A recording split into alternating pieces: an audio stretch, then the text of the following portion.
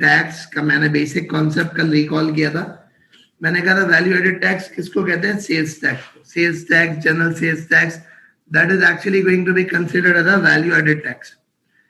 मैंने बात ये करी थी कि भाई देखो, जो वैल्यू एडेड टैक्स होता है, वो वैल्यू एडेड टैक्स क्या होता है? जब भी आपको प्रोडक्ट खरीदते हो तो उस प्रोडक्ट के ऊपर इम्पोज किया जाता है. और यूजुअली ये एक वो टैक्स है जो कि एक लग्जरी के ऊपर, यानी कि कोई इंजीनियस आइटम होते हैं, यानी सेहत के लिए जो खराब आइटम होते हैं उसके ऊपर अप्लाई हो रहा होता है, या जो कोई लग्जरी गुड्स होते हैं उनके ऊपर अप्लाई हो रहा होता है.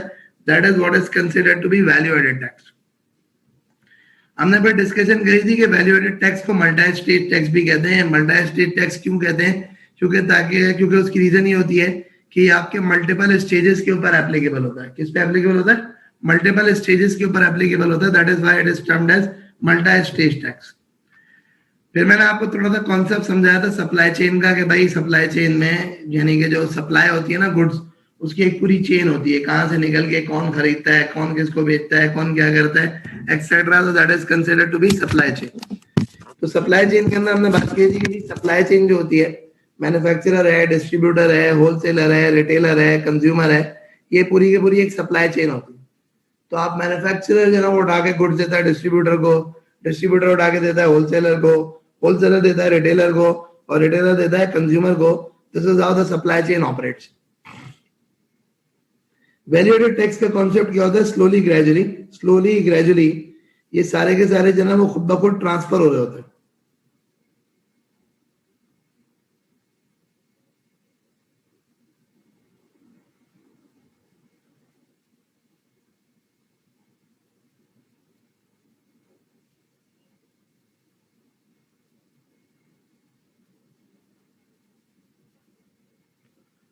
सही. अच्छा, फिर हमने जो ना इसमें ये डिस्कशन करी थी. और अगर मैं इसके अंदर मजीद बात करूं तो मैंने आपको फिर एक और चीज ये समझाया था.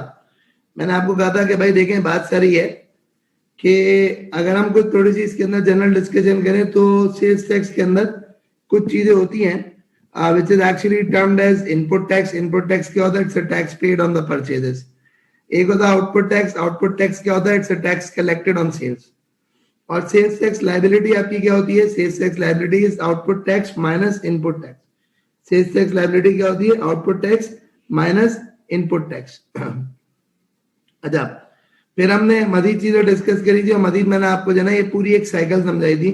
मैंने कहा था अज्यूम करो कि जो है क्या बोलते हैं कि इस स्पेसिफिक साइकिल के अंदर तुम्हारे पास जो है वो सिचुएशन को इस तरह से कि तुम्हारे पास जो है क्या बोलते हैं कि ये मैन्युफैक्चरर है, डिस्ट्रीब्यूटर है, होलसेलर है, रिटेलर है, कंज्यूमर है. मैंने पूरा इसका चार्ट बनाया था कि मैन्युफैक्चरर जब डिस्ट्रीब्यूटर को बेचेगा तो उसमें सेलिंग प्राइस कैसे आएगी, सेल्स टैक्स कैसे आएगा, फला फला. इसी तरह से जो है वो मैन्युफैक्चरर की सेल्स टैक्स लायबिलिटी कैसे होगी? उसका इनपुट 0 था, उसका आउटपुट 100 होगा, hence net sales tax liability इतनी हो जाएगी. Same goes for distributor and so on and so forth. इस तरीके से हमने पूरा डिस्कस किया था. और डिस्कस करने के बाद फिर मैंने आपके साथ क्या किया था? मैंने सब कुछ की डबल एंट्री आपको सिखाई थी कि यार सब कुछ की डबल एंट्री कैसे होती है. 2 बंदों की डबल एंट्रीज मैंने आपको करवाई थी. मैंने आपको मैन्युफैक्चरर की, मैंने आपको डिस्ट्रीब्यूटर की, इनकी मैंने आपको डबल एंट्रीज करवाई थी. तो जब इनकी मैंने आपको डबल एंट्रीज करवाई थी तो उसके बाद हुआ कुछ तरीके से था कि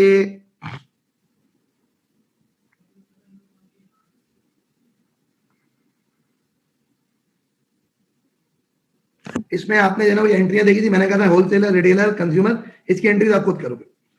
देन फिर हम आगे बढ़े थे, और आगे बढ़ते हुए हमने एक कॉन्सेप्ट डिस्कस किया था. और वो कॉन्सेप्ट हमने डिस्कस किया था कि जो है क्या बोलते हैं कि बेसिकली व्हाट हैपेंस इज, जब भी आपके पास वैल्यूज गिवन होती हैं, वो वैल्यूज जो है ना 2 तरह की होती हैं. One of them is basically the inclusive value, the other one of them is called exclusive value. Inclusive value क्या होती है? एक्सक्लूसिव वैल्यू क्या होती है? इंक्लूसिव वैल्यू ये होती है कि जिसमें सेल्स टैक्स शामिल होता है. एक्सक्लूसिव वैल्यू क्या होती है? जिसमें सेल्स टैक्स शामिल नहीं होता. एक इंक्लूसिव वैल्यू, एक एक्सक्लूसिव वैल्यू है. अच्छा, फिर हमने इसमें डिस्कशन करी थी और हमने बात करी थी कि बेसिकली होता कुछ तरीके से कि आपके पास जो अज्यूम करो एक सेल्स टैक्स का रेट 10% है, और अगर तुम्हारे पास 5,000 रुपए की परचेजेज है इंक्लूसिव वैल्यू पे, अगर तुम्हारा 5,000 रुपए की परचेजेज है इंक्लूसिव वैल्यू के ऊपर, तो इसका मतलब क्या होगा? इसका मतलब तुम कहोगे 5,000 रुपए 110%. सही है. और अगर परचेजेज देखी जाए तो एक्स इज 100%, और फिर तुम्हें सेल्स टैक्स या परचेज जो निकालना हो तो इस रेशियो के फॉर्मूले के थ्रू निकालोगे. इसी तरीके से मैंने तुम्हें एक्सक्लूसिव वैल्यू का समझाया था. एक्सक्लूसिव वैल्यू का मतलब होता है एक्सक्लूडिंग सेल्स टैक्स, यानी कि विदाउट सेल्स टैक्स. तो विदाउट सेल्स टैक्स के अंदर सिंपली क्या होता है विदाउट सेल्स टैक्स के अंदर क्या होता है कि इसमें सेल्स टैक्स शामिल नहीं होता, यानी इसमें अमाउंट के ऊपर डायरेक्ट सेल्स टैक्स लगता है। ये मैंने कॉन्सेप्ट डिस्कस करे थे, अगर इसमें कोई सवाल है किसी को तो वो पूछ सकता है, और else I am going to move forward.